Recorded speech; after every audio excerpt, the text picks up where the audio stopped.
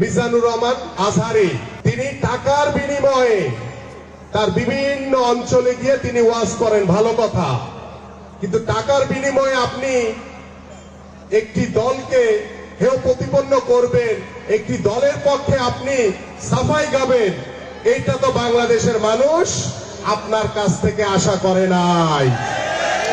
আরেকদিন পত্রিকায় দেখলাম ইসলামিক দলের একজন নেতা, তারা ইসলামী ব্যাংকে নাকি দখল করে নাই বলছে। ইসলামী ব্যাংক তো দখল করা ইতিমধ্যে হয়ে গেছে। আপনারা দখলের নামে আবার কোনো কিছু হলেই বিএনপি চাঁদাবাজি করছে, দখলদারি করছে। আরে ভাই, আপনি এসব প্রমাণ করে দেখান যে বিএনপি কোথাও চাঁদাবাজি বা দখলদারি করছে। এটা আপনাদের বানানো একটি খেলা, আমরা এটা বুঝি। আমি দৃঢ়ভাবে বলতে চাই, বিএনপির ভারপ্রাপ্ত চেয়ারম্যান জনাব তারেক রহমানের নেতৃত্বে বাংলাদেশে কোন বিএনপির কোন নেতা কোন চাঁদাবাজি, দখলদারি, লুটতরাজ করার কোন সুযোগ নাই। যদি করে, আমি আমিনুল না, বাংলাদেশের বহু মানুষ আছে এই রকম যারা এই ধরনের কার্যক্রমের সাথে জড়িত থাকবে। বাংলাদেশের জনগণের যে প্রত্যাশা, যে চাওয়া, আমরা সেটা মাথা পেতে নিব।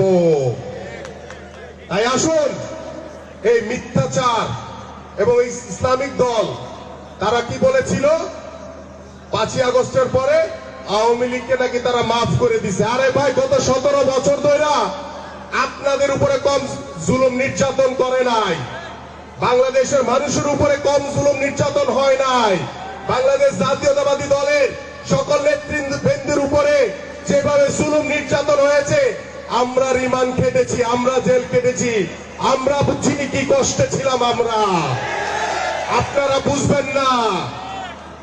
আজকে কথায় কথায় বিএনপির নামে চাঁদাবাজি, লুটতরাজের কথা বলছেন, এটা বানানো, এটা ফেক। আপনারা কোথাও প্রমাণ করতে পারবেন না। এবং আমরা কিছু কিছু জায়গায়, আপনারা ইতিমধ্যে অবগত আছেন, আমাদের বাংলাদেশে এখন কিন্তু আওয়ামী লীগ আর নাই, সবাই বিএনপি হয়ে গেছে। বিএনপি হয়ে গেছে না সবাই? কেউ বলে যে ভাই আমি আওয়ামী লীগ করি? বলে না, সবাই বিএনপি হয়ে গেছে। ওই নব্য বিএনপি কিছু কিছু জায়গায় চাঁদাবাজি করছে, লুটতরাজ করছে। দোষ দিচ্ছে কাদের? বিএনপির উপরে। আরে ভাই, বিএনপির জন্মটা দেখেন না কিভাবে হয়েছে। শহীদ রাষ্ট্রপতি জিয়াউর রহমান, তিনি মাত্র 4 বছর স্বল্প সময় বাংলাদেশের দায়িত্ব ভার গ্রহণ করেছিলেন। সেই স্বল্প সময়ের ভিতরে বেশি বাংলাদেশে কেউ প্রধানমন্ত্রী হতে পারবেন না। কে বলেছেন? বিএনপির ভারপ্রাপ্ত চেয়ারম্যান জনাব তারেক রহমান। তিনি কি বলেছেন? বাংলাদেশের যে অর্থনৈতিক যে সংকটের মুখে আছে, সেই অর্থনীতিকে আরো সমৃদ্ধিশালী করার জন্য বিভিন্ন পরিকল্পনা গ্রহণ করবেন। বাংলাদেশের শিক্ষা খাত বলেন, স্বাস্থ্য সেবা বলেন, বাংলাদেশের বিচার বিভাগ বলেন, আইনের শাসন বলেন, সকল প্রতিষ্ঠানই কিন্তু গত 17 বছর ধ্বংসস্তূপে পরিণত হয়েছে। সেই ধ্বংসস্তূপ থেকে টেনে তোলার জন্য আমাদের মাননীয় ভারপ্রাপ্ত চেয়ারম্যান 31 দফার কর্মসূচি দিয়েছে এবং এটার সকল রাষ্ট্র মেরামতের সকল সংস্কার এই সংস্কারের ভিতরে, রূপরেখার ভিতরে রয়েছে।